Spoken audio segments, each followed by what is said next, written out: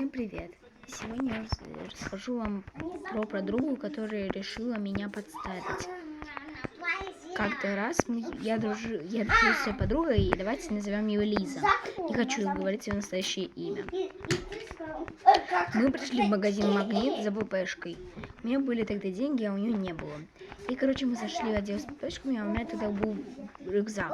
Она говорит: давайте в рюкзак засунем ММДМС. Я говорю: нет, давай не будем этого делать.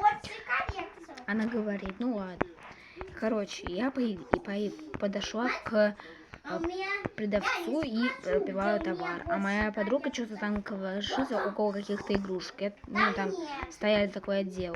Я такая: ну ладно, пусть стоит. Мы уходим, а она мне подсказывает, что она в джинсы засунула кит-кат розовый такой. И сама его съела и попросила не говорить ее сестре. Кстати, ее сестра, у нее, я не помню сколько ей лет, было 11 или 12 или 10.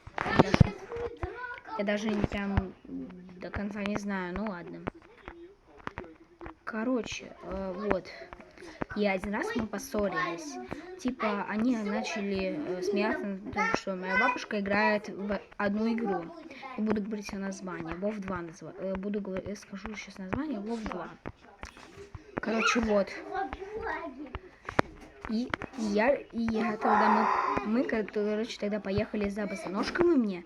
И после этого я рассказала моим друзьям, что она украла. А потом мы пошли в магазин жаловаться, что вот, она украла кит-кат, а вы даже, мы начали говорить.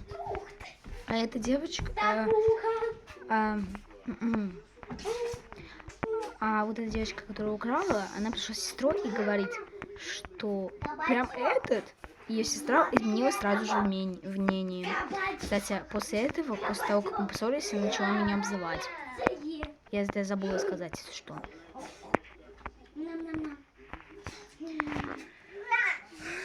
Она начала меня обзывать, матами, я это все рассказала маме. После того, мы, рассказали, а потом пришли ее родители.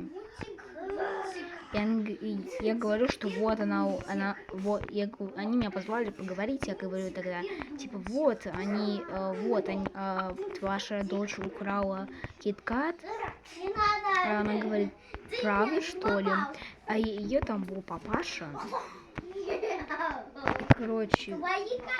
Вот ее был папаша. И он сказал, больше не дружить с нами. Закончилась история, потом они приходили еще в наш двор, и они мне угрожали, что напишут на меня в полицию или что-то еще, и что-то с нами будет. Если честно, я немного это испугалась, потому что мне тогда было потому что мне тогда было 10 лет, и, естественно, я испугалась.